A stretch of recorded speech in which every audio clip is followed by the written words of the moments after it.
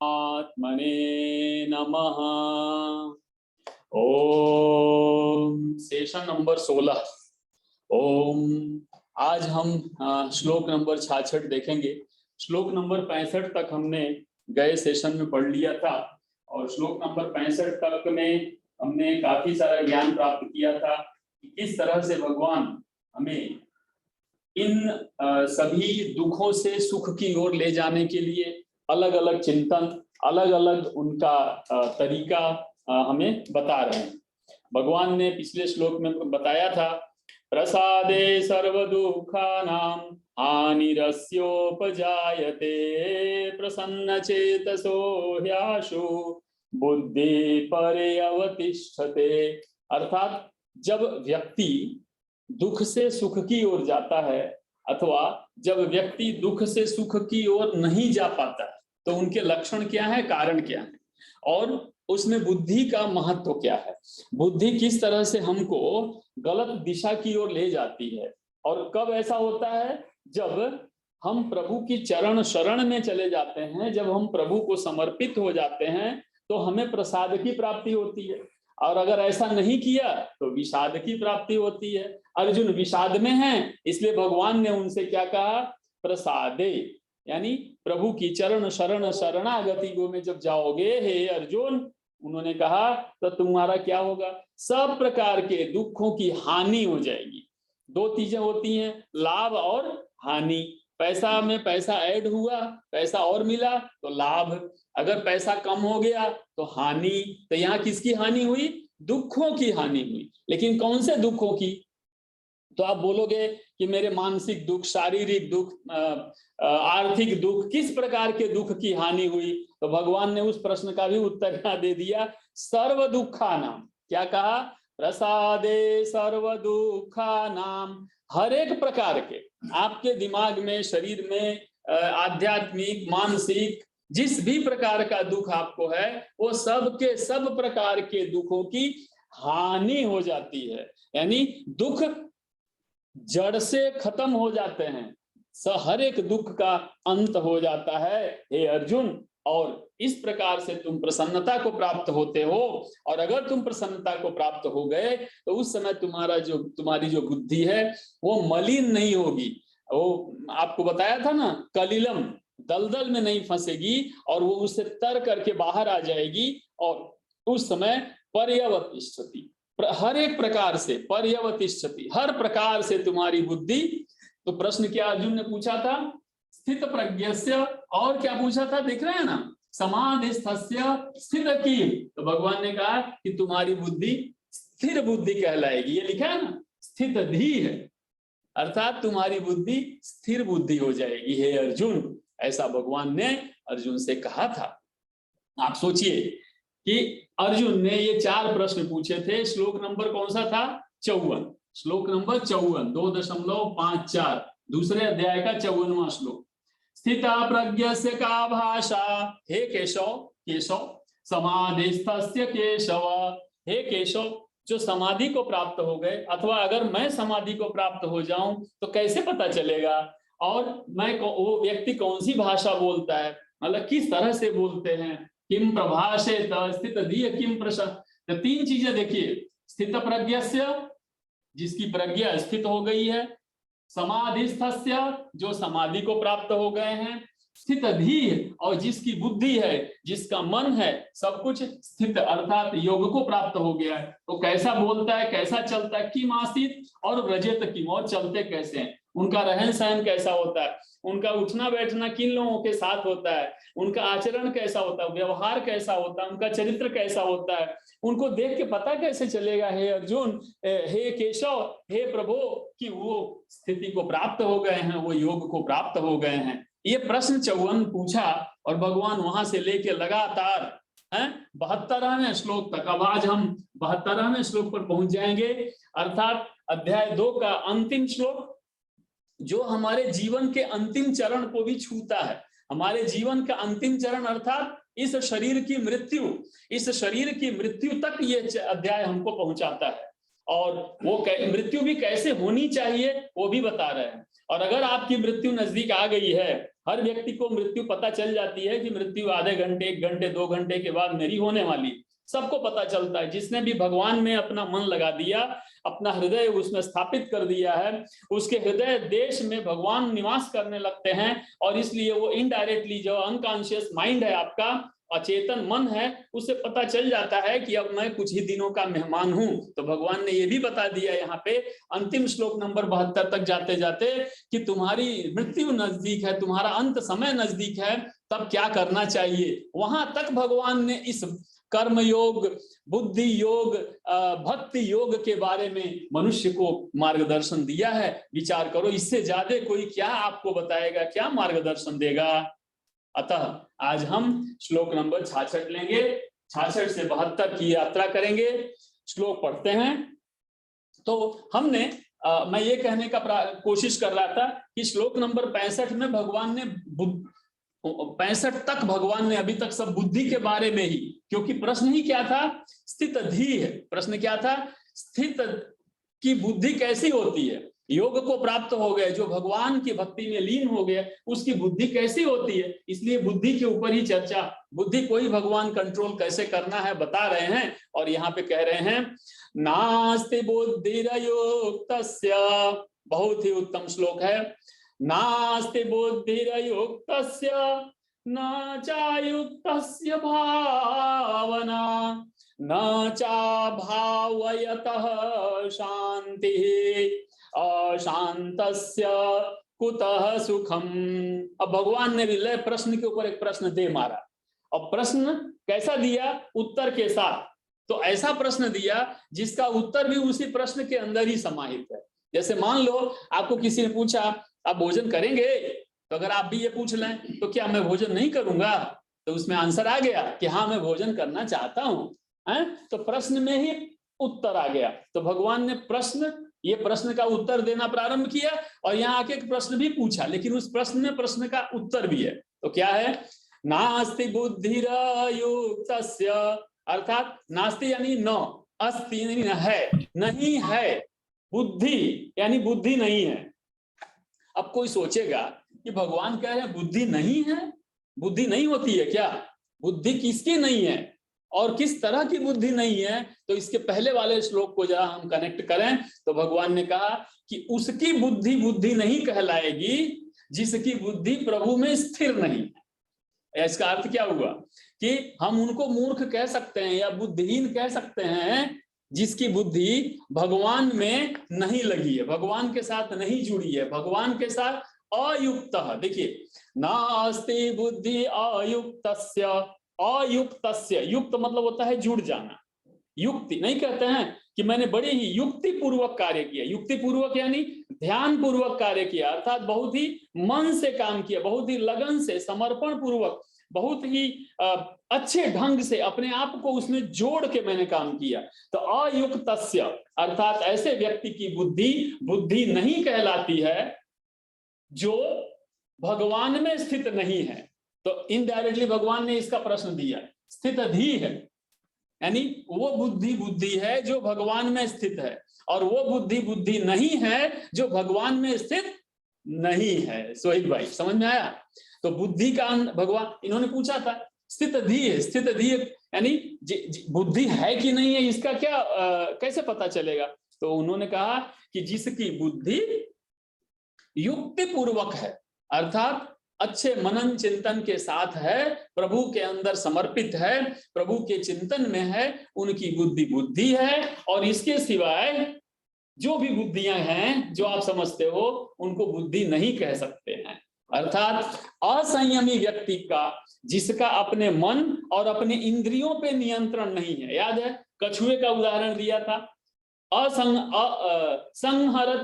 संहरति यानी अपने इंद्रियों को कछुआ संहरति यानी खुद से खुद के नियंत्रण में, कंट्रोल में कर लेता है। तो बोले कि जिस व्यक्ति का अपने इंद्रियों पर कंट्रोल नहीं है, जो मन में आया वो खा लिया, जो मन में आया वो सोच लिया मन में, और इंद्रियां तो जो मन में आया वो कर लिया। तो मन और इंद्रियों पे जिसका नियंत्रण नहीं है, जो मन में आया वो बोल दिया, ये नहीं सोचते कि बोलना चाहिए कि नहीं, अर्थात बोलना चाहिए या नहीं चाहिए इसका कंट्रोल भी नहीं है।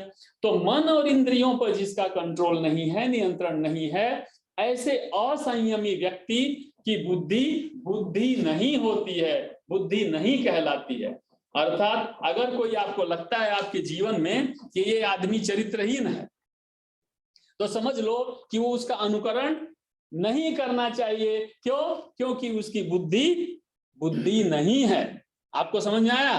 तो यहाँ पे एक भगवान ने मेजरमेंट दे दिया, स्केल दे दिया कि कैसे किसी को नापोगे आप। और अगर आपको लगता है कि यह व्यक्ति जो है वो किसी भी प्रकार से वो इंद्रियों के कंट्रोल में नहीं है उसकी, तो उस व्यक्ति की बुद्धि अच्छी नहीं है, उसका नियंत्रण, उसका अनुकरण नहीं करना चाहिए।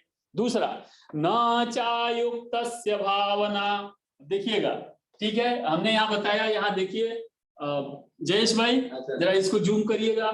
बुद्धि, यहाँ पहला आया बुद्धि, जिसकी बुद्धि समत्व भाव से योग में स्थित नहीं है, अर्थात जो प्रभु के काम में अपनी बुद्धि को नहीं समर्पित करता है, अर्थात जिस व्यक्ति की जो इंद्रियां हैं, ये इंद्रियां उसके रस से, इंद्रियों के रस में डूबी नहीं है, अर्थात इंद्रियां उनके कंट्रोल में हैं, अर्थात उनका मन जो है वो चंचल नहीं है, अर्थात मन उनका अचल है।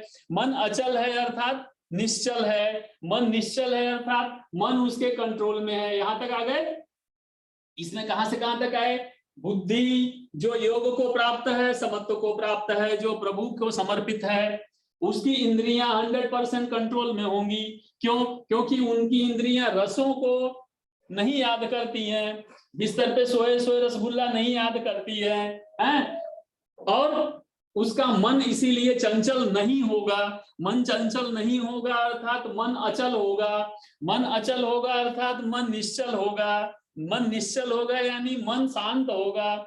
और अगर मन शांत है तब आगे बढ़ते हैं भावना। क्या बताया? न चायुक्तस्य भावना। और ऐसे अयुक्त यानी जो व्यक्ति का कंट्रोल नहीं है, तो उस व्यक्ति की भावना कंट्रोल में नहीं होगी।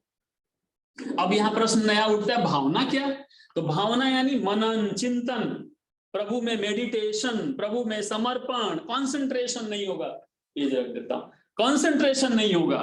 तो उसकी जो भावना है, देखिए यहां भाव से भावना और भा से भाव, भाव से भावना, मैं 3 चीजें बता रहा हूं, भा, व और फिर भावना, और इसके आगे आएगा सद्भावना अथवा दुर्भावना। आप समझ गए?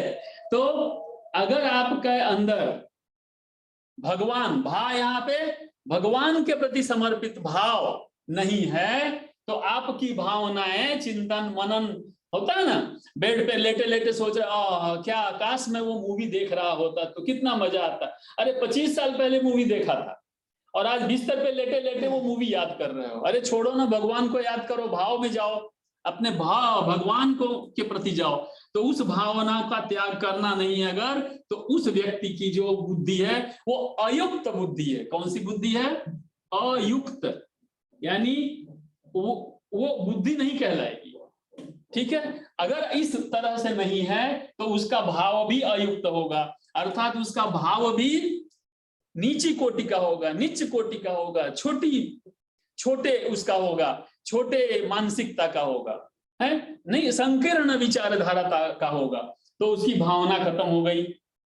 अब आगे, न च अभावयतः शांति। अब कह रहे हैं, और जिसकी भावना ही अच्छी नहीं है, अगर ये नहीं कंट्रोल में है तो ये कंट्रोल में नहीं, ये कंट्रोल में नहीं तो भावना कंट्रोल में नहीं, तो उसकी भावना कौन सी हुई? दुर्भावना होगी।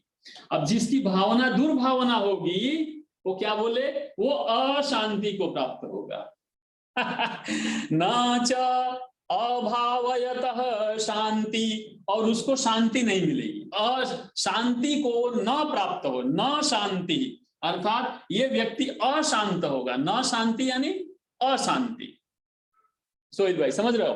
न शांति यानी अशांति, ठीक है, तो जिसकी भावना नहीं अच्छी हुई, जिसके भाव विचार अच्छे नहीं होंगे, वो अशांत रहेगा। अगर आलू की सब्जी मिलेगी तो बोलेंगे कि आज परवल की सब्जी क्यों नहीं बनाए, परवल की सब्जी बोल आएगी तो बोलेंगे आज तो भिंडी खाने का मन था। तो वो भाव ही उनका अशांत होगा, तो वो अशांत भाव हो गया। तो भगवान ने बोला जो अशांत होगा उसको शांति नहीं होगी। तो जब अशांत है, उसका भाव नहीं अच्छा है, तो शांत नहीं होगा, और जब शांत नहीं होगा, अशांतस्य कुतः सुखम, कुतः यानी कहां। अब कहां का अर्थ ये नहीं है कि दीवाल पे या खेत में और मूवी में और यूनिवर्सिटी में। भगवान ने बोला कुतः यानी कहीं भी शांति नहीं, उसको कहीं भी शांति नहीं मिलेगी। भगवान ने प्रश्न ये नहीं कहा कि कहाँ शांति मिलेगी, इसका कहने का अर्थ ये है कि उसको कहीं भी शांति नहीं मिलेगी। अर्थात जो व्यक्ति की बुद्धि, अब मैं इसको समराइज करता हूं, अच्छा पहले ये समझ लो, तो सुख नहीं होगा उसको, शांति नहीं है तो क्या नहीं होगा, सुख नहीं होगा। अशांतस्य कुतः सुखम, इसलिए जो अशांत है उसको सुख की प्राप्ति नहीं होगी। चाहे एसी लगा दो और चाहे उसको 50 प्रकार का व्यंजन पिरस दो, है 56 भोग लगा दो, तो भी उस व्यक्ति को सुख नहीं मिलेगा। और सुख नहीं मिलेगा तो क्या मिलेगा जयेश भाई, दुख मिलेगा। क्या मिलेगा, दुख। तो सुख जिसको नहीं है उसको दुख मिलेगा, अर्थात सुखी नहीं है वो व्यक्ति दुखी होगा। हे अर्जुन, आप ध्यान दीजिएगा, हम सब अर्जुन हैं। यहाँ पे भगवान ने अर्जुन का नाम नहीं लिया है श्लोक नंबर 66 में, कहीं नहीं। ततः नास्ति बुद्धि अयुक्तः अस्य न च अयुक्तस्य भावना न च अभावयतः शांति अशांत अस्य कुतः सुखम। हे अर्जुन, जिसकी बुद्धि युक्त नहीं है, भगवान में इंद्रियों से कंट्रोल करके भगवान में नहीं पिरोई हुई है, उसका चिंतन मनन भाव भावना भी खराब होगा, उसकी बुद्धि नहीं होगी, बुद्धि दुर्बुद्धि बन जाएगी, कुबुद्धि हो जाएगी। और उस व्यक्ति की भावनाएं जब नहीं अच्छी हैं तो उस व्यक्ति को शांति नहीं मिलेगी, और जो व्यक्ति को शांति नहीं है उस व्यक्ति को कभी सुख कभी और कहीं भी नहीं मिलेगा। इसलिए हे अर्जुन, तुम अपनी बुद्धि अर्थात इंद्रियों को कंट्रोल में करो, अर्थात तुम अपने मन को कंट्रोल में करो। इसलिए हम इसको फिर से एक बार देखिए, हमने इससे पहले वाले श्लोक में याद है हमने बनाया था, बुद्धि से इंद्री, इंद्री से मन, मन से काम, काम से क्रोध, क्रोध से स्मृति, स्मृति से बुद्धि, बुद्धि से सर्वनाश। यानी अगर ये सब प्लस माइनस होता है तो भगवान ने कहा अगर ये सब कंट्रोल में नहीं होंगे तो वो व्यक्ति का सर्वनाश हो जाता है। यहाँ क्या बोला, उस जिसकी बुद्धि कंट्रोल में नहीं है उसका क्या होगा, दुखी, दुखी और दुखी ही होगा। कभी इस पत्ते से उस पत्ते पे, कभी गुलाब का फूल दोगे तो बोले अरे यार गुलाब का फूल लाए, मुझे चंपा का फूल चाहिए था, अरे भाई जो लाए उसे संतोष करो। यानी संतोष नहीं है, भाव उसका जो है ना संतुष्ट नहीं है, तो वो व्यक्ति हमेशा और हमेशा दुखी ही रहेगा। अकेला छोड़ दो तो भी दुखी रहेगा, तो खुद को गाली देगा, खुद को थप्पड़ मारेगा, और अगर 4 लोगों के बीच में होगा तो दूसरों को दोष देगा। यानी वो कभी भी शांत नहीं रहेगा। इसलिए कहा कुतः सुखम, हे अर्जुन उसको कहाँ सुख है, कहाँ सुख है, यानी कोई सुख नहीं है उसको, कभी भी कहीं भी सुख नहीं होगा। श्लोक नंबर 67 पे जाते हैं, बहुत ही बढ़िया है ये। एक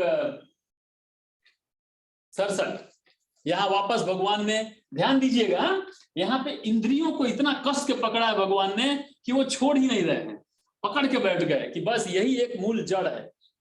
इंद्रियां जड़ बन चुकी हैं, जिसकी इंद्रियां जड़ बन गई हैं वो कभी सुधरने वाला नहीं है, और जब सुधरने वाला नहीं है तो उसका एक ही होगा, उसका सर्वनाश हो जाएगा। तो सर्वनाश से बचना है तो कहीं ना कहीं तो ब्रेक लगाना पड़ेगा। क्रोध पे ब्रेक लगाओगे अपने आप ठीक हो जाएगा। मान लो क्रोध पे नहीं कंट्रोल करना आता है तो काम पे, आपके अंदर जो काम भाव है, भोग है, आसक्ति है, उसके ऊपर कंट्रोल करो। हैं, कई लोगों को देखते हैं 55 साल 60 साल 65 साल 70 साल 80 साल के हो गए, लेकिन अपने खुद के ऊपर कंट्रोल नहीं, और दूसरों छोटों को, बच्चों को बोलते हैं गुस्सो बहु करे छे, बहुत क्रोध करे छे। अरे खुद क्रोध कर रहे हो, उसका क्या, तो खुद के क्रोध पे तो कंट्रोल करो। तो जब खुद पे कंट्रोल करोगे तो नीचे स्मृति अपने आप अच्छी रहेगी। तो देखना एक उम्र के बाद लोगों की बुद्धि, याददाश्त भूलने लगती। क्यों भूलने लगती, क्योंकि क्रोध ज्यादा होता है, क्रोध ज्यादा है, इसलिए उनकी याददाश्त कमजोर हो जाएगी। वो क्रोध कई लोगों का दिखता है, कई लोगों का नहीं दिखता है। आप समझो, कई लोग अपनी इमेज बनाने के लिए कि मैं क्रोध नहीं करता हूं, मैं बहुत, तो अंदर अंदर क्रोध करते रहते, खुद से खुद को क्रोध करते रहते, तो क्रोध उनके मन पे छा जाता है, बुद्धि के ऊपर छा जाता है, इसलिए उनकी बुद्धि बाहर नहीं आती, बुद्धि अंदर घुस जाती है, और बुद्धि खत्म हो गई तो सर्वनाश। तो उनका फिर उनके कोई इज्जत नहीं करता, फिर उनका कोई सुनता नहीं है, फिर उनका नुकसान होता है, तो उनका सर्वनाश ही हुआ ना एक तरह से। वो अपने ही खुद के जीवन को नहीं याद कर पाते, क्योंकि उनकी बुद्धि भ्रमित हो चुकी है। तो कहने का अर्थ है कहीं कंट्रोल करो, तो भगवान ने कहा कहीं नीचे जाके कंट्रोल करना मुश्किल है, इससे अच्छा तुम इंद्रियों को ही कंट्रोल कर लो।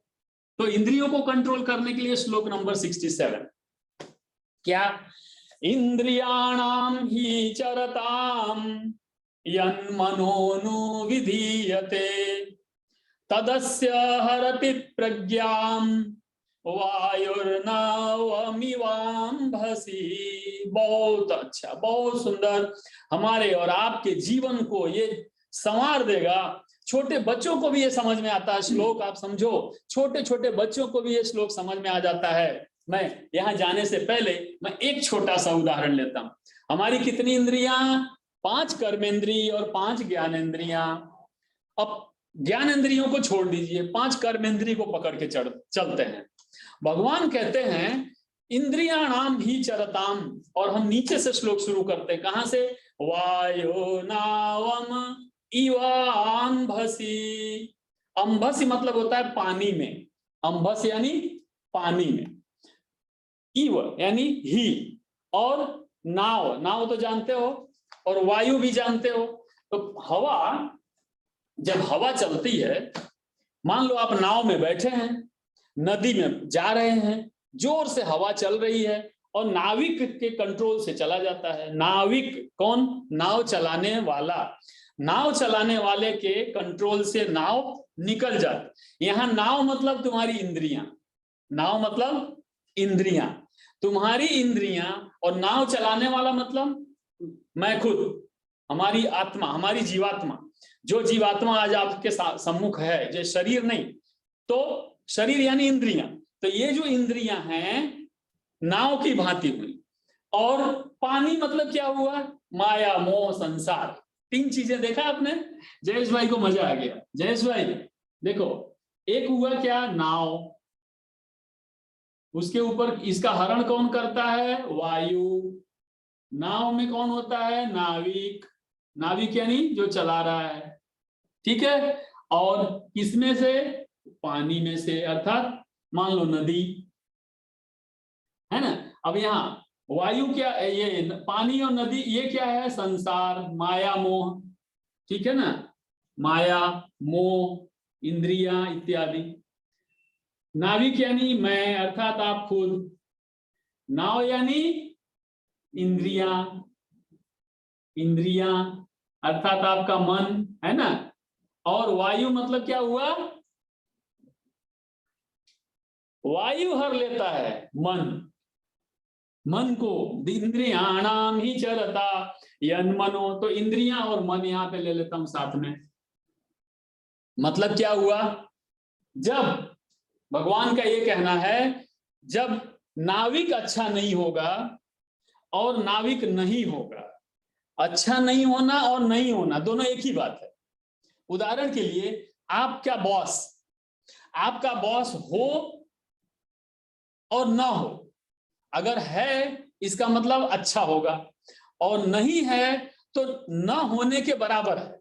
अगर अच्छा नहीं है, मान लो आपका बॉस अच्छा नहीं है, आप हमेशा क्या सोचेंगे, हे भगवान आज वो ना आया हो तो अच्छा है, हे भगवान वो मर जाए तो अच्छा है, हे भगवान वो यहाँ से चला जाए तो अच्छा है।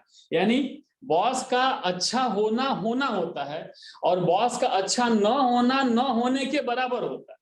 तो कहने का अर्थ है, नाविक अच्छा है तो आपको नदी पार करवा देगा, लेकिन नाविक नहीं है अथवा नाविक अच्छा नहीं है, दोनों केस में नाव हवा के कंट्रोल में होगा। किसके कंट्रोल में, वायु के कंट्रोल में।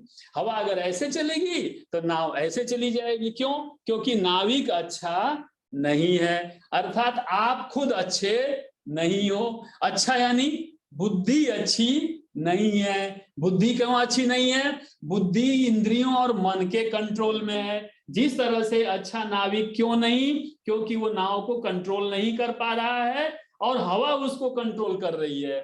तो जब वायु नाव को कंट्रोल करेगा तो नाविक अच्छा नहीं है अथवा नाविक है ही नहीं।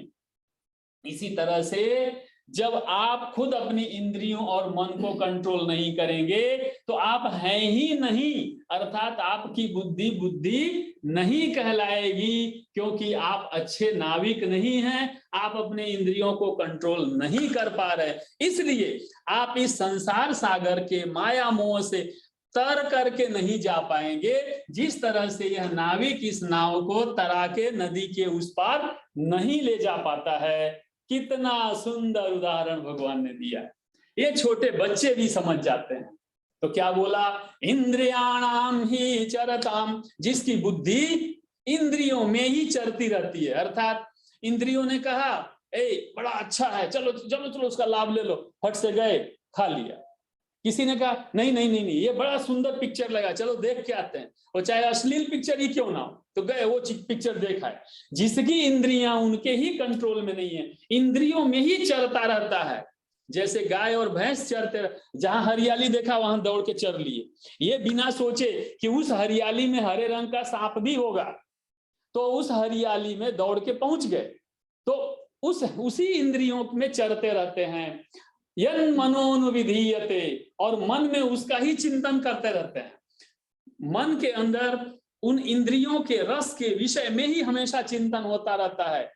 तदस्य हरतिम प्रज्ञा, उस व्यक्ति की जो प्रज्ञा अर्थात बुद्धि है उसका हरण हो जाता है। उसी तरह से जिस तरह से वायु नाव का नाविक के अभाव में अथवा अच्छे नाविक के अभाव में पानी में हरण करके कभी लेफ्ट कभी राइट कभी ऊपर कभी नीचे।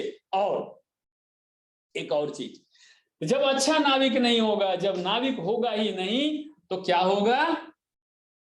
नाव केवल पानी में इधर उधर नहीं जाएगी, डूब भी जाएगी। क्या होगी सोहिल भाई? डूब भी जाएगी। हम क्या है, अगर हम मन को इंद्रियों को कंट्रोल नहीं करते हैं तो यह जो बुद्धि है जो चल रही है चारों ओर इधर उधर, हमको इधर उधर ले जा रही है, वो हमको क्या करेगी? संसार माया मोह के सागर में डुबो देगी और उससे बाहर निकलना आपके लिए संभव नहीं है। तो आप क्या होंगे? सर्वनाश हो जाएंगे। यहाँ भगवान ने कहा अगर बुद्धि को नियंत्रित नहीं करते हो, इंद्रियों को, ये सब क्रोध और स्मृति बुद्धि नाश के बाद सर्वनाश हो जाए। तो यहाँ वापस भगवान ने इस उदाहरण के साथ हमको कहा। आप कहेंगे कि सर इंद्रियाणाम, यहाँ पे भगवान ने प्लूरल कहा है, बहुवचन, इंद्रियों क्या कहा है? पहला अक्षर क्या, शब्द क्या है? इंद्रियाणाम, अर्थात इंद्रियों, अर्थात कितनी इंद्रियां हमारी जयेश भाई? 5। तो जो 5 इंद्रियां हैं, बड़ा भारी प्रश्न है ये कि 5 में से अगर मैंने एक इंद्रिय कंट्रोल कर लिया तो हम कर पाएंगे ना? तो कोई बोलेगा अरे 1 करो, 2 करो, 3 करो, 4, 5 कंट्रोल में करो। भाई बहुत बड़ी समस्या है, बहुत सावधानी की आवश्यकता है। मैं एक उदाहरण देता हूं। भौरा, भौरा आपने नाम सुना है? भौरा, फूल के अंदर भौरा होता है। भौरा, अच्छा भौरा छोड़ दो, मधुमक्खी ले लो। मधुमक्खी तो जानते हैं, मधुमक्खी कितनी शक्ति होती है, काट ले तो आपकी हालत खराब हो जाए। मधुमक्खी पेड़ के अंदर है ना, होल कर देती, छेद कर देती, इतनी ताकत होती है। मधुमक्खी पूरे दुनिया का रस इकट्ठा करके समाज को शहद देती है। लेकिन वो मधुमक्खी, वो जो भौरा है, जब फूल के अंदर जाकर के बैठ जाता है तो उसको पता ही नहीं चलता है कि कब फूल जो है बंद हो गया। और फूल बंद हो गया तो फूल के सुगंध, जो गंध है उसकी, एक इंद्रिय की बात कर रहा हूं, उस गंध के अंदर पड़े पड़े पड़े पड़े वहीं मर जाता है। यानी एक इंद्रिय उसके कंट्रोल में नहीं है तो भौरा फूल के अंदर जाता है और उसके अंदर फंस के मर जाता है। क्यों? क्योंकि बहुत अच्छा है, बहुत अच्छा है, बहुत अच्छी सुगंध है। आप रोड पे जा रहे हैं, चलते चलते देख लिया, आहा क्या बढ़िया चाट है, बहुत अच्छा गोलगप्पा है, नाक में सुगंध आई। आप खाने के लिए नहीं गए थे, आप कहाँ जा रहे थे?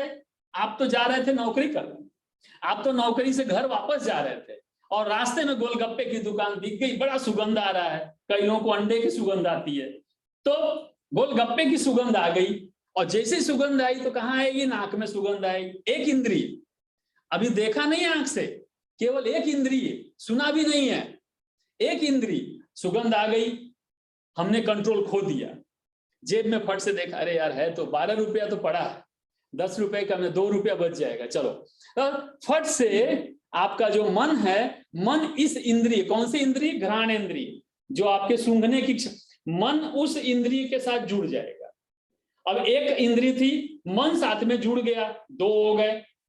अब आपकी बुद्धि के ऊपर हावी हो गए, और आपको इधर जा रहे थे, इधर मोड़ दिया, फट से जेब में से 10 रुपया निकाला, 10 रुपए का गोलगप्पा खाना शुरू कर दी। आप खाने नहीं गए थे, आपका आपके इंद्रियों पे कंट्रोल नहीं है। केवल एक इंद्रिय की बात कर रहा हूं। हमको तो भगवान ने 5 दिया, विचार तो करो।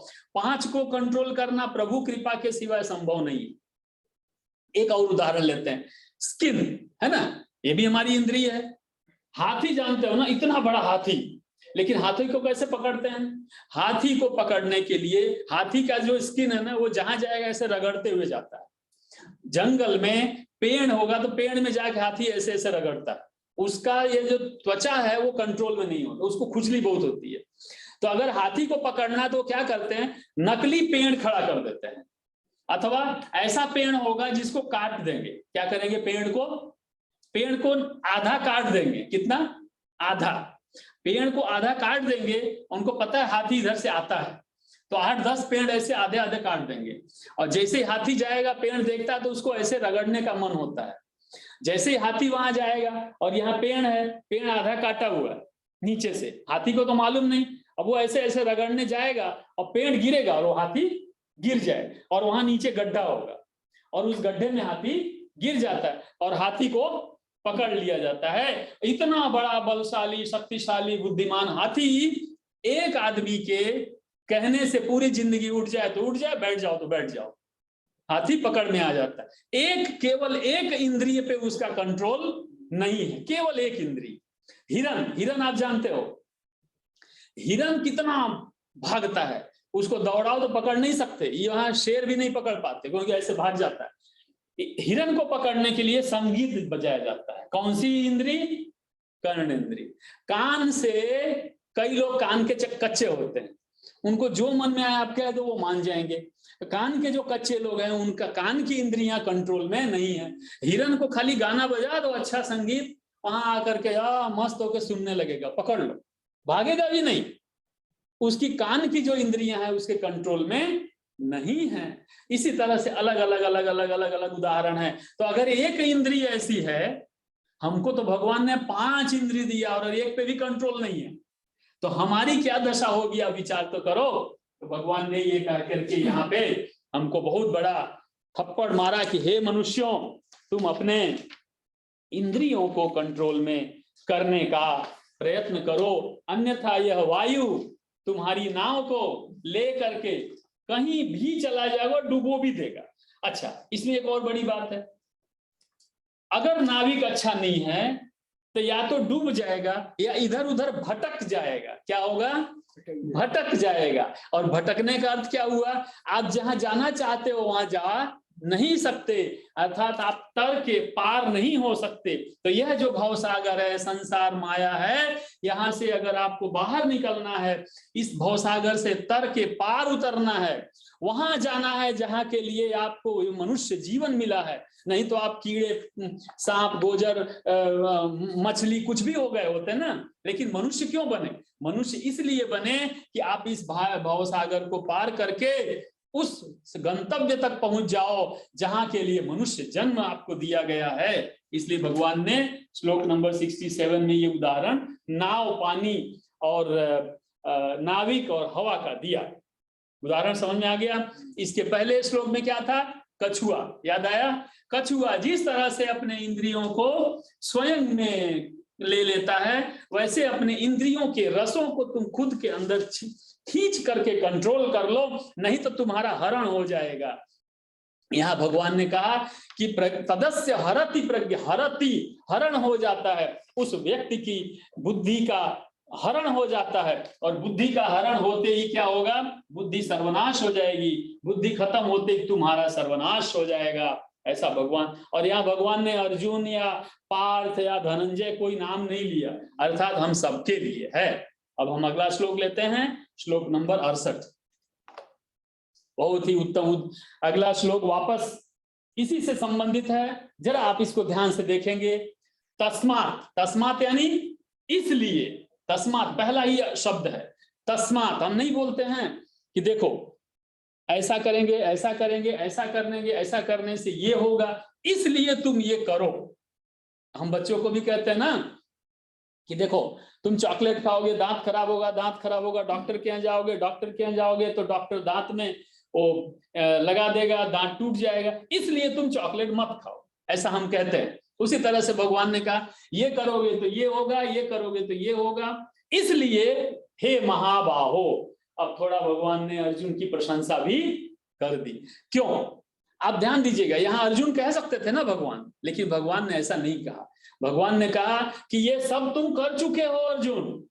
महाबाहु मतलब क्या हुआ, जिसने ये सब पे विजय प्राप्त कर लिया, जिसने ये सब कुछ कर लिया है। क्यों? आपको पता है अर्जुन का एक नाम क्या है? अर्जुन का एक नाम है गुड़ाकेश, जिसने निद्रा पे विजय प्राप्त कर लिया। आपको मैं बोलूं जरा 24 घंटे कंटिन्यूअस जग के दिखाओ तो हमारे नींद पे कंट्रोल नहीं है, अर्थात हमारे किसी इंद्रियों पे कंट्रोल नहीं है, लेकिन अर्जुन को उनकी निद्रा पे कंट्रोल है। अर्जुन को अपने सभी इंद्रियों पे कंट्रोल है, ऐसा नहीं है कि नहीं है। ये तो इस समय महाभारत के युद्ध के जस्ट पहले अर्जुन को ये सब हो चुका है, नहीं तो उससे पहले का जो अर्जुन है वो महाबाहु है।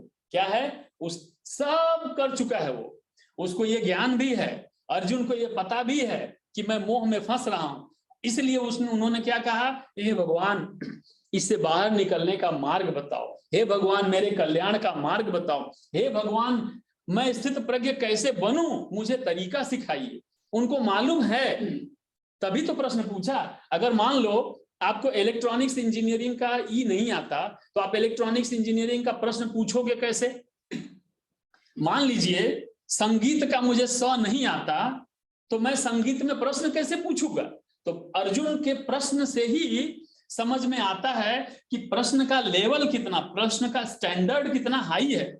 हम और आप क्या पूछते हैं किसी से, मैंने नौकरी कैसे मिले मर से, मुझे अच्छा प्रमोशन कैसे मिलेगा, मुझे अच्छा घर बनवाना वो कैसे होगा, मुझे अच्छा खाना खाना वो कैसे होगा, मेरा हेल्थ अच्छा कर। हमने कभी किसी बड़ों से पूछा भगवान क्या होता है, भगवान को कैसे प्राप्त करते हैं? जो हम जानते ही नहीं उसके बारे में हम पूछते हैं। अर्जुन ने ये प्रश्न पूछा इसका मतलब कि वो जानते हैं, और अगर पूरा नहीं जानते तो इतना तो जानते ही हैं कि पूछा जा सके। ठीक है, तो अर्जुन के प्रश्न से ही पता चलता है कि अर्जुन के ज्ञान का, उनके कंट्रोल का लेवल क्या है। इसलिए भगवान ने क्या कहा, तस्मातस्य महाबाहो, अर्जुन महाबाहु है, अर्जुन को इंद्रियों पे अपने मन पे कंट्रोल है नहीं, ऐसा नहीं है। ये तो अभी वो माया मोह के जंजाल में फंस गए, इसीलिए भगवान कह रहे हैं कि कंटिन्यूअसली आपको इंद्रियों और मन पे कंट्रोल करना पड़ेगा, नहीं तो कभी भी वो आपको क्या करेगी, नाव की भांति वायु उसको लेके हरण कर ले जाएगा, कहीं भी लेके चला जाए। हमेशा वॉचफुल रहना पड़ेगा। तो निगृहीतानि सर्वशः, भगवान ने कहा हे महाबाहो ऐसा करोगे तो क्या होगा, सभी इंद्रियों से हर प्रकार से तुम सब प्रकार से विरक्त हो जाओगे। विरक्त का अर्थ क्या हुआ? ऐसा नहीं है कि हाथ काट के फेंक दो, आंख फोड़ के निकाल दो, ऐसा नहीं।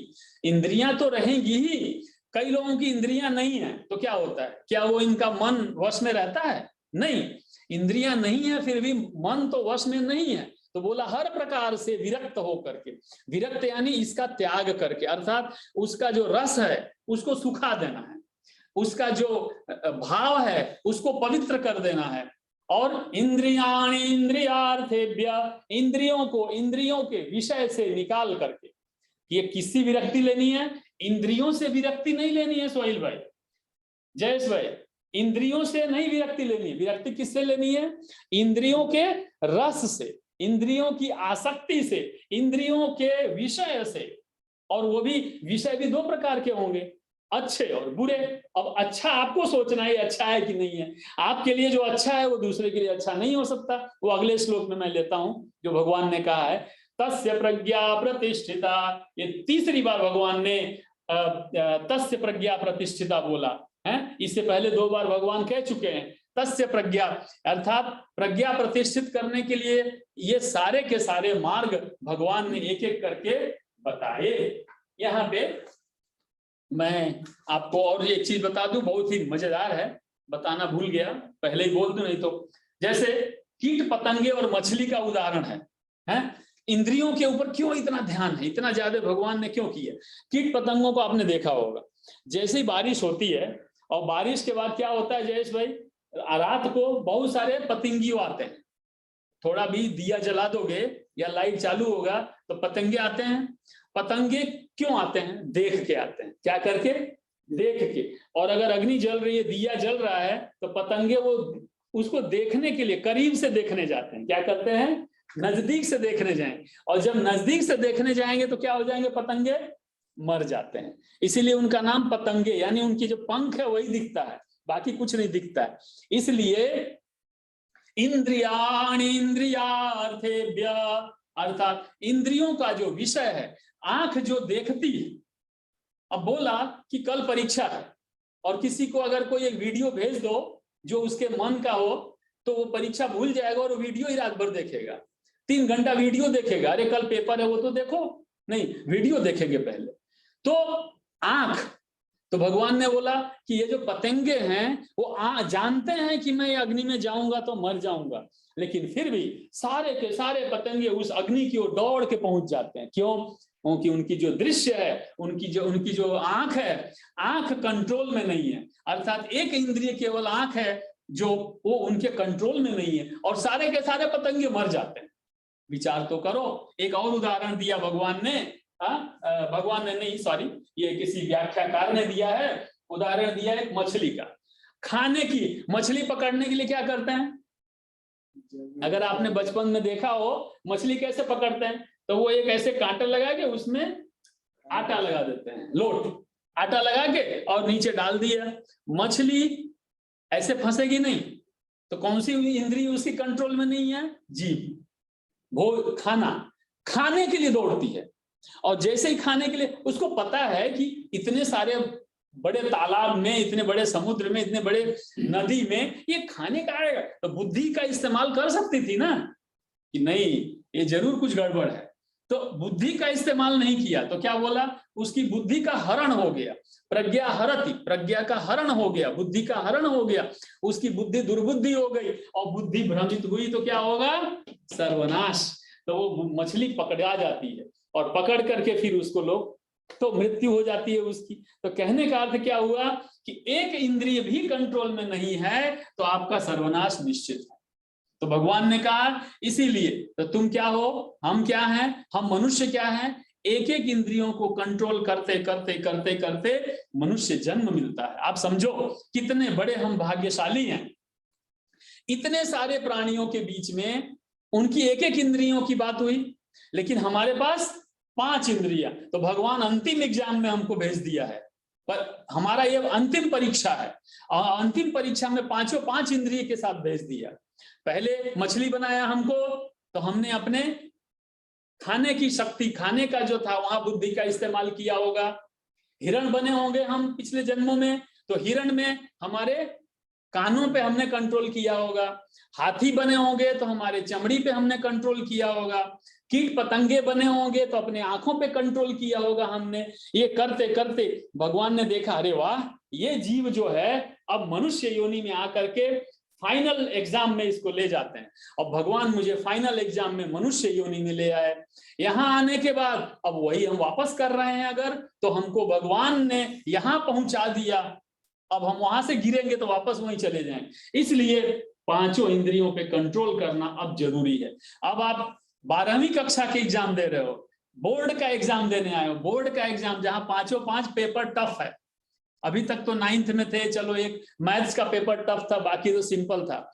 12वीं में आने पे सारे के सारे 5 पेपर टफ होने वाले।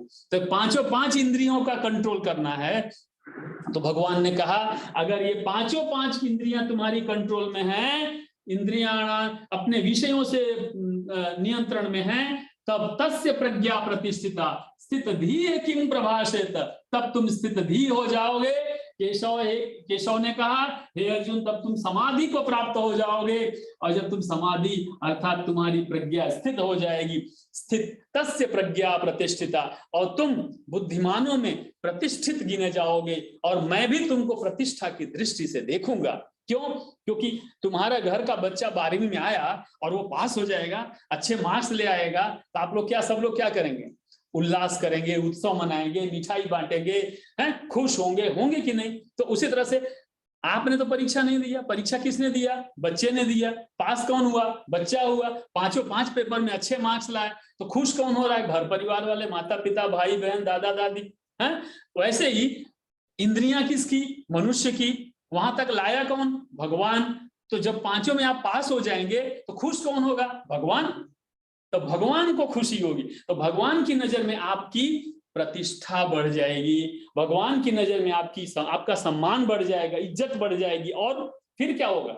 जब आप पांचों पांच पेपर में 12वीं में अच्छे मार्क्स लाएंगे तो आप अच्छे कॉलेज में, अच्छे डिग्री में एडमिशन मिलेगा। तो जब आप इन पांच इंद्रियों की परीक्षा से पास हो जाओगे हे महाबाहो, तो तुम देवत्व को प्राप्त हो जाओगे, अर्थात तुम और अच्छी योनि में जाओगे और भगवान के और क्लोज हो जाओगे, तुम्हारी शक्ति, दैवीय शक्ति बढ़ जाएगी। इतनी सारी बातें भगवान ने कह के 68 नंबर का श्लोक लेके अब 69 नंबर का श्लोक बहुत जबरदस्त है, इसको जरा ध्यान से सुनेंगे। मैं इसमें 3 या 4 मिनट का समय लूंगा, थोड़ा आपको समझने की आवश्यकता है। या निशा सर्वभूतानां तस्यां जागर्ति संयमी, यस्यां जाग्रति भूतानि सा निशा पश्यतो मुनेः।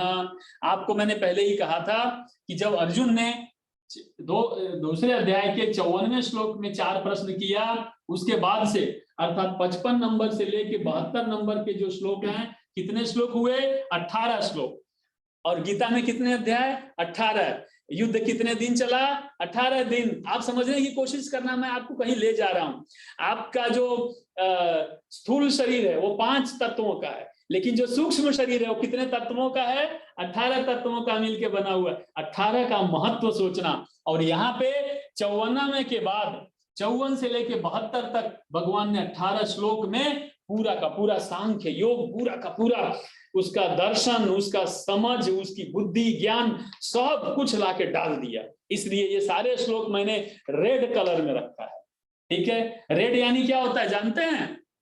रेड यानी होता है भर्गो। आपने गायत्री मंत्र सुना होगा, ओम भूर्भुवः स्वः तत्सवितुर्वरेण्यं भर्गो देवस्य धीमहि धियो यो न प्रचोदयात्। भर्गो, भर्गो का अर्थ होता है भस्म करने वाला, अर्थात जो अपवित्रताएं हैं, जो पाप है, उसको भस्म कर देता है और तेज को प्राप्त कराता है, अर्थात आपको पूरी तरह से उज्जवल बना देता है, दिव्य शक्ति प्रदान करता है। ऐसा भगवान प्रभु भर्गो, भर्ग, इसीलिए भगवा, भगवा उसी से आया, भगवा से भगवान। इसीलिए भ जब आया था, मैंने यहाँ बोला था आपको, भावना में भर्गो यानी तेज, दिव्यता को प्रदान करने वाला भाव होना चाहिए। अर्थात यहाँ पे उस चीज के बारे में भगवान हमको सुनाने और बताने जा रहे हैं, जरा आप समझने का प्रयत्न करेंगे।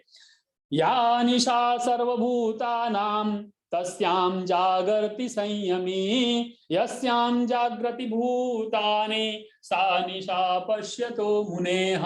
मैं पहले पीछे से शुरू करता हूं।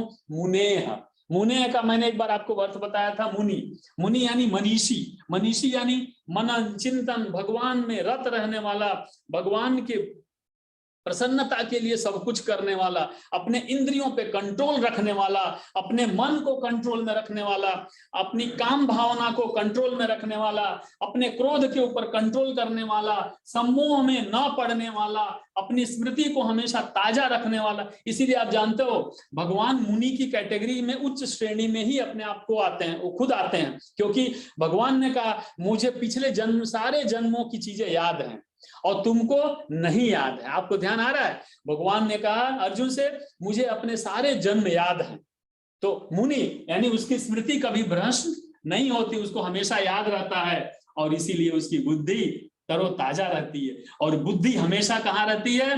प्रभु के चरण शरण में रहती है। इसलिए उस मुनि का कभी सर्वनाश नहीं होता।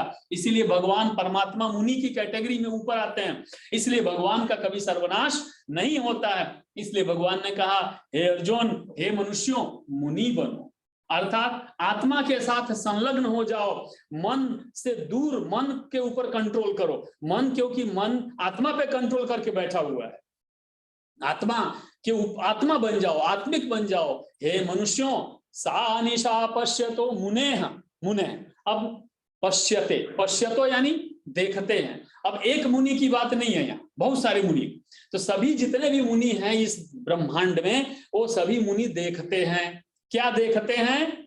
वो सारे के सारे मुनि क्या है? संयमी है। ऊपर पढ़िए क्या लिखा है, तस्याम जागर्ति संयमी। संयमी मतलब जिसका अपने अपने इंद्रियों पे कंट्रोल है, ये सब पे जिसका कंट्रोल है वो संयमी, संयम। तो जो व्यक्ति संयमी है, जो व्यक्ति मुनि है। अब दोनों की बात समझिएगा। एक साइड में क्या हुआ? संयमी, संयमी मतलब योगी, ठीक है, योग जिसने धारण कर लिया, योग पूर्ण है। और मुनि, मुनि मनीषी, मनीषी, मनीषी अर्थात जिसने, जो मनीषी हो गए हैं, जिसका कंट्रोल हो। एक साइड में ये है, और दूसरे साइड में सामान्य व्यक्ति, सामान्य व्यक्ति अथवा जिसका अपने इंद्रियों पे कोई कंट्रोल वंट्रोल नहीं है। तो क्या? सर्वभूता नाम। तो क्या हुआ? सभी सामान्य व्यक्ति, सर्वभूता नाम, आप समझ गए? सर्वभूता नाम यस्याम जागृति भूतानि। तो ये सामान्य व्यक्ति जो मुनि नहीं है, यानी जो सामान्य बुद्धि वाले जो लोग हैं। तो एक साइड में ये, एक साइड में ये। अब इन दोनों के बीच में हमको यात्रा करनी है, भगवान ने यहाँ बताया। भगवान ने क्या कहा, आप ध्यान दीजिएगा, हम कहां से कहां की ओर जा रहे हैं? सामान्य व्यक्ति से संयमी की ओर जा रहे हैं। यानी जो योग को प्राप्त नहीं है, जो लोगों का ये सब कंट्रोल नहीं है, इंद्रियों के रसों में डूबे हुए हैं, जो माया मोह काम आसक्ति क्रोध सम्मोह में सब में डूबे हुए हैं, जिनकी बुद्धि चंचल है, वो सामान्य व्यक्ति हो गया। तो बोला सामान्य व्यक्ति के लिए, मैं अब देखिएगा इस दिशा में जा रहा हूं। सामान्य व्यक्ति जब संयमी की ओर जा रहा हो बनने के लिए, तो वो सामान्य व्यक्ति निशा से कहां जाएगा? रात से दिन की ओर जाएगा। कहां जाएगा? दिन से, अरे रात से दिन की ओर जाएगा। होगा कि नहीं होगा? तो सामान्य व्यक्ति अभी कहां है? रात में बैठा है। तो जिस व्यक्ति के लिए रात है, अर्थात अभी रात में बैठा है, भगवान उसको कह रहे हैं तुम रात को छोड़ दो और संयमी बनो, अर्थात रात को नहीं दिन को देखो, जगो, उठ जाओ। आपको याद है जब आप 10वीं में या 12वीं में पढ़ते थे, तो आपकी माता, आपके पिता, दादा दादी, बड़े घर के ऐसा अरे परीक्षा आ गई अभी तक सो रहे हो। तो क्या पूरे साल में सोता हूं? नहीं। सो रहे हो का अर्थ क्या है? अर्थ ये है कि अभी तुम जगे नहीं। जगे नहीं हो का अर्थ क्या है? जगे तो हो लेकिन जगे नहीं, अर्थात तुम्हारी बुद्धि जो है अभी भी सो रही है। तो कह रहे हैं कि जो सामान्य व्यक्ति, निशा, निशा यानी रात्रि, तो जो या निशा जिसके, जिसे, जिस व्यक्ति के लिए, सामान्य व्यक्ति के लिए जो चीज रात होती है, रात क्या है? भगवान। हमारे लिए कोई कहेगा भगवान के बारे में सोचो, तो क्या सोचोगे? पता ही नहीं भगवान कैसे हैं। हनुमान जी को देखूं कि विष्णु नारायण को देखूं कि कृष्ण भगवान की फोटो देखूं, किसको देखूं? तो आप अंधेरे में चले जाते। तो जिसके लिए निशा है, रात है, सामान्य व्यक्ति के लिए जो रात है, ध्यान दीजिएगा, उस समय जब आपके लिए, आपको पता नहीं है कि भगवान क्या है, कैसे है, चिंतन मनन कैसे करना चाहिए, तो जो संयमी है उसको तो है। तो जो संयमी है उसके लिए वह रात नहीं है, अर्थात वो दिन है, अर्थात वो जगा होता है। तो जब आपके लिए जो चीज रात है, वो संयमी के लिए रात नहीं है। क्यों? क्योंकि वो जगा हुआ है और आप सोए हुए। तो वो जगा क्यों है? क्योंकि उसने इंद्रियों पे कंट्रोल कर लिया। आपने कंट्रोल नहीं किया, नहीं किया इसलिए रात है, और उसने किया इसलिए उसके लिए जागृति है, अर्थात वो जगा हुआ है। आप समझ रहे हो? लेकिन अब क्या दूसरी बात, यस्याम जागृति भूतानि।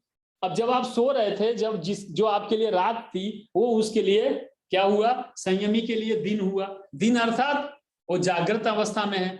आप कौन से? सुषुप्तावस्था में है। किसके लिए? भगवान के प्रति, इंद्रियों के प्रति आप सुषुप्तावस्था में है। आपको है इंद्रियां जहां ले गई वहां चल, अर्थात आप सरेंडर अवस्था में है। कौन से सरेंडर? इंद्रियों और मन के सरेंडर में है, भोग में लगे हुए हैं। लेकिन यस्याम जागृति भूतानि, अब क्या कह रहे हैं? जब आप जगते हो, ध्यान देना, अब पहले सोने की बात हुई रात के लिए, अब सामान्य व्यक्ति, जब सामान्य व्यक्ति जग जाता है अथवा जगा होता है, अथवा सामान्य व्यक्ति जिसके लिए जगा होता है, जैसे धन दौलत, नौकरी चाकरी, परिवार, बच्चे, शरीर, रोग, व्याधि, सुंदरता, समृद्धि, नाम, यश, ये सब के लिए हम जगे हुए हैं। अरे मेरा कहीं नाम ना खराब हो जाए, अरे मैं कहीं गंदा ना दिखूं, अरे मेरा कपड़ा अच्छा होना चाहिए, अरे मेरा खाना अच्छा होना चाहिए, हम उसमें जगे हुए। क्या है? जगे हुए। उस चीज में मुनि जो है, मनीषी जो है, क्या होता है? उसके लिए वो रात है। अर्थात आप देखेंगे मुनि फक्कड़ गिरधारी को कुछ भी पहना दो, कुछ भी खिला दो, सब कोई फर्क नहीं पड़ता है, तो उसके लिए वो कोई महत्वपूर्ण नहीं है। यानी आप जिसके लिए जगे हुए सचेत हो, उसके लिए मुनि सचेत नहीं रहता। अर्थात वो भी ऐसा नहीं कि खाता पीता नहीं, वो भी खाता पीता, घूमता खेलता, सब कुछ करता है, लेकिन वो भाव नहीं होता है। मान लीजिए एक मैं थोड़ा सा गलत ढंग का उदाहरण ले, मान लीजिए कि आप जिसको चाहते हैं, किसी को चाहते हैं, अगर उसके साथ कुछ होता है तो आपको कष्ट होता है, लेकिन आप जिसको नहीं चाहते हैं, अगर उसको कुछ होता है तो आपको कष्ट होता है? नहीं होता। तो क्या बोला कि जो सामान्य व्यक्ति है, जिस चीज के लिए वो जागृत है, उसके लिए जो योगी है वो उतना जागृत नहीं, बल्कि वो संयमी है, क्योंकि उसका कंट्रोल है। और जिसके लिए सामान्य व्यक्ति सो रहा है, अर्थात भगवान के प्रति या समर्पण होने के प्रति या इंद्रियों को कंट्रोल करने के प्रति वो सो रहा है, लेकिन जो मुनि है वो उसी का, वही उसका धर्म कर्म, वो वही उसको करता रहता है। तो इसलिए थोड़ा सा ये टिपिकल है, समझने जैसा है। तो मैं एक और उदाहरण लेता हूं, मैंने कल रात को लिखा था, सोचा आपको बताऊंगा। जगने और सोने, आप अपने इंद्रियों के प्रति जागृत हैं कि सो रहे हैं? आप ही बताइए। मान लीजिए मैं पूछता हूं अपने आप से, मैं मेरे इंद्रियों के प्रति जागृत हूं कि सो रहा हूं? सो रहा हूं। लेकिन जो संयमी है, जो योगी है, जो व्यक्ति का संयम है, पहला शब्द है संयमी, पहला है सर्वभूतानां, यानी सब भूत, सामान्य व्यक्ति इंद्रियों के प्रति सो रहा है, यानी उसकी रात है सामान्य व्यक्ति। क्यों ऐसा है आप बताइए, ध्यान दीजिएगा, बहुत अच्छी बात है। इंद्रियां अंतर्मुखी है कि बाह्यमुखी है? इंद्रियां बाह्यमुखी हैं, इंद्रियां बाहर की ओर, आंख बाहर की ओर देखती है, जबकि संयमी देखता तो बाहर है, लेकिन बाहर की गंदी चीजों को अंदर नहीं आने देता है। हम बाहर की चीजों को देखते हैं और बाहर में ही फंस जाते हैं। तो वो क्या हुआ हमारे लिए? अगर वो रात है तो संयमी के लिए उल्टा है, रात और दिन उल्टे होते हैं, एक अंधेरा है और एक प्रकाश है। तो जिधर हमारे लिए प्रकाश है, यानी जिधर हम दौड़ के जा रहे हैं, एक्चुअली संयमी और जो मुनि है उसके उल्टा दौड़ के जा रहा है। आप समझे जयेश भाई? मजा आया ना समझ के? क्या कह रहे हैं कि हमारी इंद्रियां, हम बाहर की ओर देख रहे हैं, उसी में रस ले रहे हैं, उसी में आनंद ले रहे हैं, उसी में जगे हुए हैं। जबकि जो संयमी है, जो मुनि है, वो देखेगा, वो नहीं देखेगा ऐसा नहीं है, वो भी देखेगा, लेकिन वो देख के उसको अंदर नहीं आने देगा, मन तक पहुंचने नहीं देगा, मन को उसके छुएगा नहीं, मन को चिपकेगा नहीं। क्यों? क्योंकि वो उसके लिए दिन है, और वो हमारे लिए जो दिन है वो उसके लिए रात हुई, और जो उसके लिए दिन है वो हमारे लिए रात हुई। जब हम सो रहे हैं तो मुनि जगा हुआ है, और जब मुनि सो रहा है तो वो उस समय हम जगे, मतलब हम उल्टा काम कर रहे हैं। तो जब एक बात बताओ, जब उल्टा काम करेंगे तो हम पहुंचेंगे कहाँ? उल्टा। यानी हम ऊपर की ओर जाने की जगह कहाँ जाएंगे? नीचे की ओर जाएंगे। तो जब हम कर ही उल्टा रहे हैं तो हम उल्टा ही हमको फल मिलेगा, यानी हमको सुख की जगह दुख मिलेगा, शांति की जगह अशांति मिलेगी, हमारी सद्भावना की जगह दुर्भावना होगी, हमारी बुद्धि अच्छी होने की जगह भ्रम में जाएगी और खंडित हो जाएगी, हमारी स्मृति अच्छी होने की जगह स्मृति खराब हो जाएगी, और इसलिए हम क्रोध में पड़ेंगे, काम और आसक्ति में फंसते हैं, तो ये सारी चीज, मन चंचल ही रहेगा। तो अल्टीमेटली हम एक साइड में खड़े हैं और मुनि दूसरे साइड में खड़ा है, योगी इस साइड में खड़ा है और सामान्य व्यक्ति इस साइड में। तो इस साइड से इस साइड में हमको जाना है, तो किसको कंट्रोल में करना है? नाव को कंट्रोल में करोगे तो इस साइड से तुम नदी के पार करके इस साइड में पहुंच जाओगे। अब नाव को कंट्रोल करने के लिए मन और इंद्रियों को कंट्रोल करना पड़ेगा, और उसके लिए आपका मैं अर्थात आपका आप प्रभु में लीन होना चाहिए, आपकी बुद्धि प्रभु के अंदर होनी चाहिए, तब आप एक अच्छे नाविक बनके इस निशा अंधेरे रात से उजाले अर्थात मुनि के दिन में पहुंच पाओगे। अर्थात आप सामान्य व्यक्ति से मुनि, योगी, संयमी बन पाओगे, और वहां जब पहुंचोगे तो पांचों इंद्रियां कंट्रोल हो चुकी होंगी, और तब प्रभु तुमको क्या करेंगे? ऊपर की ओर ले जाएंगे, दैवत्व की ओर ले जाएंगे। तो प्रभु ने जो मनुष्य शरीर दिया उसका जो उद्देश्य है उसकी पूर्ति होगी, और आप और अच्छे योनि को प्राप्त होंगे।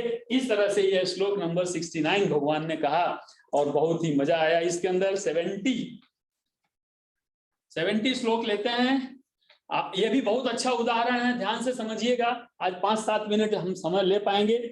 आपूर्यमाणं अचल प्रतिष्ठम समुद्रमापः प्रविशन्ति यद्वत् तद्वत् कामा यं प्रविशन्ति सर्वे स शान्तिमाप्नोति न कामकामी स शान्तिमाप्नोति न कामकामी। पहले इसका अर्थ समझिएगा। इतना बढ़िया उदाहरण, ये मेरा फेवरेट श्लोक है, ये मेरा सबसे फेवरेट श्लोक है, और ये श्लोक आपको जीवन में सब कुछ दिला देगा, सब कुछ दे देगा। समझिएगा, मैं खाली एक उदाहरण देता हूं। न काम कामी, अंतिम शब्द क्या है? न काम कामी। ऐसा व्यक्ति जो काम वासनाओं के बीच फंसा हुआ है वो कामी है, और काम वासनाओं में आसक्ति में फंसा हुआ जो व्यक्ति है, चूंकि वह कामी है अर्थात कामातुर व्यक्ति है, तो क्या होगा? शांतिं न आपनोति।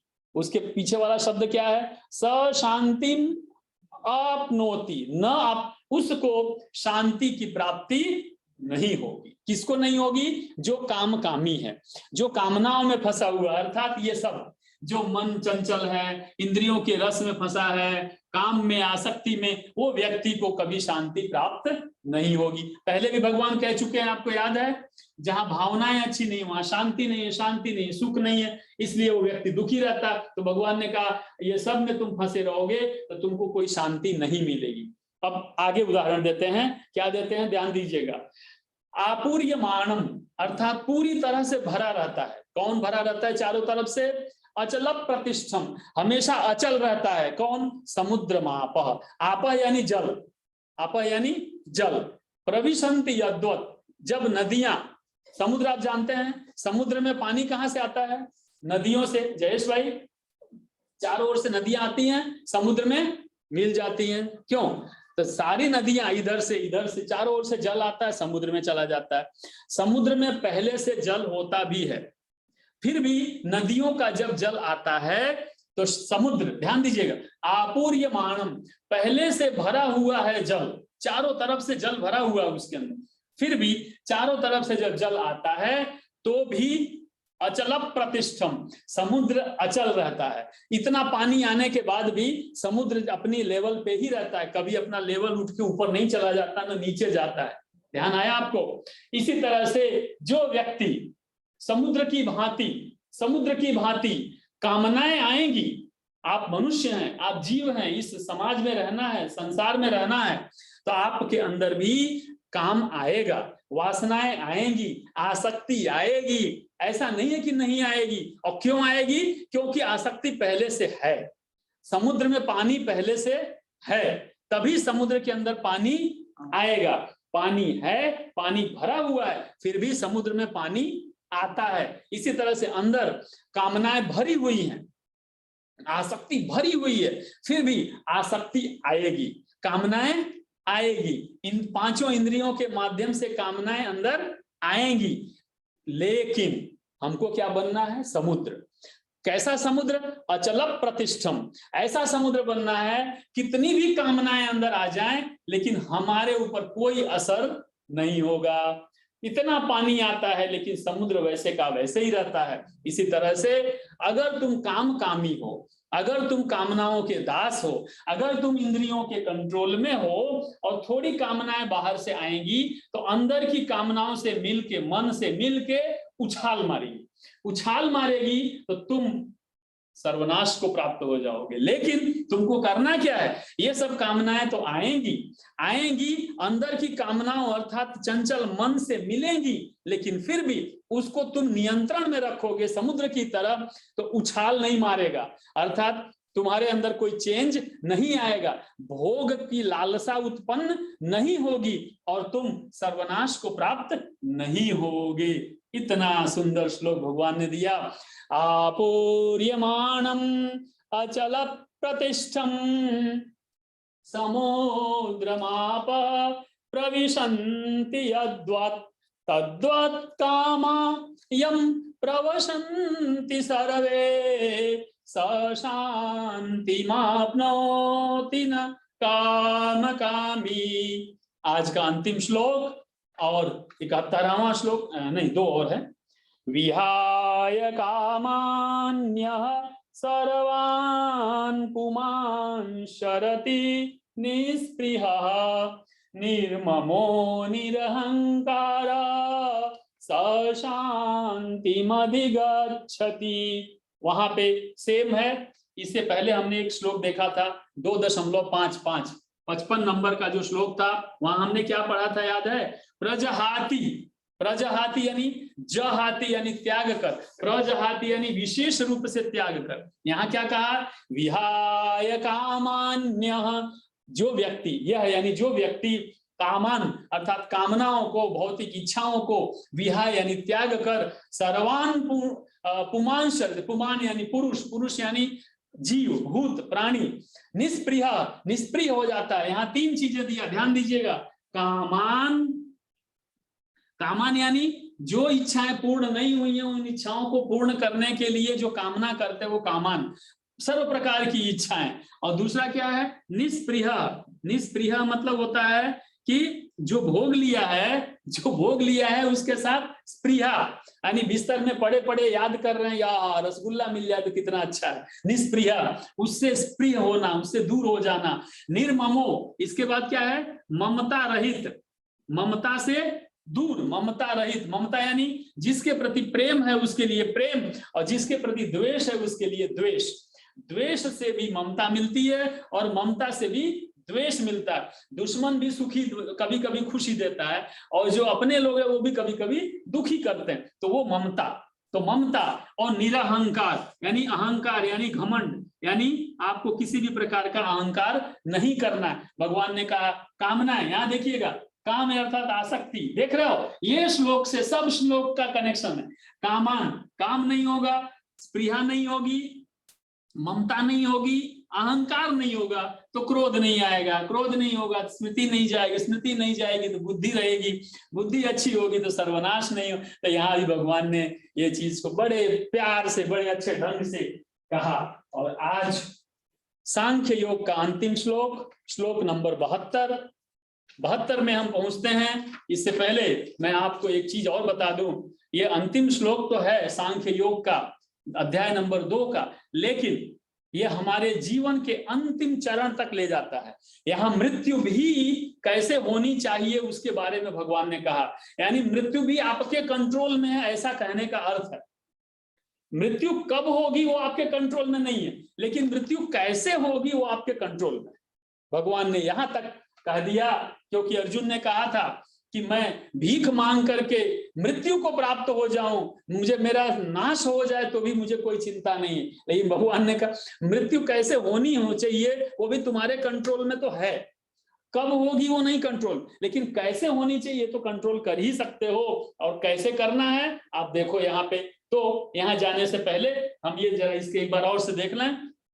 कामान यानी मुझे क्या चाहिए, मैं क्या चाहता हूं। यहाँ मैं ये बनना चाहता हूं, मेरी ये इच्छा है। हाँ, निष्प्रिय, वो मेरा है, वो मैं अपना है, अरे मैंने ऐसा किया था, मैं तो इस तरह का था। यहाँ भी मैं, ध्यान दीजिएगा। ममता, वो मेरे हैं, वो पराये हैं, वो घर मेरा है तो वो गाड़ी मेरी है, हाँ? ये कपड़ा मेरा है, ये शरीर मेरा है, ममता। हाँ? अहंकार, अरे मैं नहीं होता तो ये होता नहीं, मैंने ही किया था, अरे मेरे ही कारण से हुआ, अरे मैं नहीं था लेकिन मेरे नाम से हो गया है, तो ये अहंकार।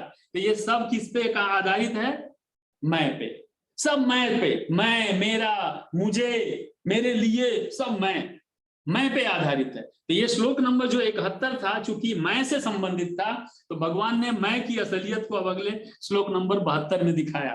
तुम्हारा जो मैं है वो मैं अब बताता हूं कि वो मैं है क्या। अब सुनो, यहाँ एषा ब्राह्मी स्थिति पार्थ नैनाम प्राप्य विमुह्यते स्थित्वा स्यामन्त्य कालेपि ब्रह्म निर्वाणं मृच्छति, ब्रह्म निर्वाण मृच्छते। बहुत अंतिम, ब्रह्म निर्वाण मृच्छति, ब्रह्म अर्थात ब्रह्मा अर्थात भगवान, मृच्छति को प्राप्त होते हो। भगवान को कौन प्राप्त होता है, अंत काले भी, अंत काल में भी किया हुआ अगर स्थित्वा, किसमें स्थित, स्थित प्रज्ञस्य का आभाषा स्थित समाधिस्थ केशव, जिसकी प्रज्ञा स्थित हो गई है, जो समाधि को प्राप्त हो गया है, स्थित धीय किम प्रभाषेत, स्थित धीय जिसकी बुद्धि स्थित हो गई है, जिसका चलना फिरना उठना बैठना खाना पीना बोलना हंसना रहना जीवन जीना इच्छा काम क्रोध मान इंद्रियां रस सब कुछ भगवान में स्थित हो गया है, जो हर तरह से भगवान में प्रतिष्ठित हो गया है, जिसकी इंद्रियां कंट्रोल में हैं। हे अर्जुन, जो कुछ भी मैंने कहा, ऐसा ब्राह्मी स्थिति, ब्राह्मी है, ये सब स्थितियां जो हैं वो ब्राह्मण स्थिति है, ब्रह्म को प्राप्त होने वाली स्थिति है। अर्जुन, कहां से कहां, श्लोक नंबर 55 से 72। कितने श्लोक, 18 श्लोक। 18 श्लोकों में मैंने जो कहा है अर्जुन, हे पार्थ, यहाँ पे भगवान ने पार्थ कह के संबोधित किया, क्योंकि अब यहाँ पे इसका खत्म कर रहे थे ना, तो प्रश्न किसने किया था, अर्जुन ने। अब ध्यान दिए, अर्जुन ने केशव कह के प्रश्न का प्रारंभ किया था और भगवान अंत पार्थ करके कर रहे हैं। 18 श्लोक भगवान ने कहते कहते कहते केशव से अर्जुन तक, अर्जुन को यात्रा करवाया। केशव ने अर्जुन को यात्रा करवाते करवाते पार्थ पे ला के रख दिया और बोला, हे पार्थ, अगर तुम ये सब से विमुह्यति, विमुह्यति केवल मुह्यति नहीं, विमुह्यति विशेष रूप से अगर तुम इससे बाहर निकल जाओगे, इस मोह से इसको पार कर जाओगे, स्थित्वा तुम स्थित हो जाओगे, अथवा जो स्थित हो जाता है अंत काले भी, अंतिम क्षण में भी, जीवन के अंतिम क्षण में मृत्यु हो रही है उस समय भी, भगवान ने कहा पूरे जीवन मेहनत करते करते भी अगर तुम नहीं करोगे, अथवा पूरे जीवन मेहनत नहीं कर सके, गलती से बाई चांस नहीं हो पाया, और अंत काल में भी अगर तुम मृत्यु नजदीक है, यमराज लेने आ गए हैं, और उस समय भी अगर तुम इस स्थिति को प्राप्त हो जाते हो, अर्थात तुम स्थित धीर हो जाते हो, हे अर्जुन, तो तुम कहाँ प्राप्त हो जाओगे, भगवान को प्राप्त हो जाओगे। अर्थात भगवान ने कहा कि दिव्य बन जाओगे, दिव्य चेतना हो जाएगी, बंधन से मुक्त हो जाओगे, जन्म मृत्यु के बंधन से मुक्त हो जाओगे, भगवान के परम धाम को प्राप्त करोगे। हे अर्जुन, न एनम नयनाम, न एनम, अब यहाँ पे उन्होंने इसको थोड़ा सा पकड़ के बताया, लेकिन वो व्यक्ति इसको प्राप्त नहीं होगा जो विमुह्यति, जो मोहित अभी भी है, जो मोह में स्थित है, वो नहीं होगा, कभी भी इसको प्राप्त नहीं कर सकता। अर्थात जो मोह में है, आप ध्यान दे रहे हो, जो मोह में है वो कभी भी इस स्थिति को प्राप्त, कौन सी स्थिति, ऐसा ब्राह्मी, जो 55 से 72 में कहा, इस श्लोक में जो हमने कहा है उस ब्राह्मी स्थिति को देखो, व्यक्तिगत स्थिति नहीं है, ब्राह्मी स्थिति, ब्राह्मी यानी सबके लिए है, ये कोई पर्सनल नहीं है, व्यक्तिगत नहीं है। कौन सी स्थिति है, ब्रह्म की स्थिति है, ब्राह्मी स्थिति है, पर्सनल स्थिति नहीं है कि मैंने कहा कि मैं गया और तुम रह गए, ऐसा नहीं है, सबके लिए। ब्राह्मी स्थिति है, तो वो व्यक्ति प्रबुद्ध आत्मा हो जाता है, दिव्य व्यक्ति हो जाता है और अंत काल में इसको प्राप्त हो जाता है अर्जुन। इसलिए इस श्लोक का इतना महत्व है। यहाँ पे किसी ऋग्वेद में कहा है, अपने ऋग्वेद में ऐसा एक जगह कहा है, मैं पढ़ता हूं, एक बार जब आत्मा भगवान को पा लेती है तब वह सदा के लिए एक निष्ठ हो जाती है। एक निष्ठ काल समझ में आया ना, चंचल नहीं, अचल और निश्चल हो जाता है। इसके बाद माया का अंधकार उसको कभी भी नहीं घेर पाता है और माया से सर्वदा मुक्त हुआ व्यक्ति निर्वाण को प्राप्त होता है। निर्वाण अर्थात होता है परम धाम को, मोक्ष को प्राप्त हो जाता है और फलस्वरूप मुक्ति ही भगवत प्राप्ति का वास्तविक परिणाम है। तो जो हम भगवत की प्राप्ति, भगवान की प्राप्ति के लिए सब जो करेंगे, इसलिए हम सब भाग्यशाली हैं। हम भाग्यशाली ये हैं कि हमको भगवान ने ये मौका दिया कि आप श्रीमद् भगवत गीता के माध्यम से कुछ लोगों से सीखें, कुछ लोगों को सिखाएं, कुछ लोगों से समझें, कुछ लोगों को समझाएं और भगवान का संदेश मनुष्य मात्र के लिए है। इसलिए आज हम श्लोक अध्याय नंबर 2 श्लोक नंबर 72 के साथ आज समाप्त करते हैं और अगला जो अध्याय है कर्म योग, अध्याय नंबर 3 हम अगली बार लेंगे। इसलिए आज ओम नमो भगवते वासुदेवाय, ओम श्री परमात्मने नमः। ओम अथ श्री इति श्रीमद्भगवद्गीतासु उपनिषत्सु ब्रह्म विद्यायां योगशास्त्रे श्रीकृष्णार्जुन संवादे सांख्य योगो नाम द्वितीयोऽध्यायः। ओम श्री कृष्णार्पणमस्तु।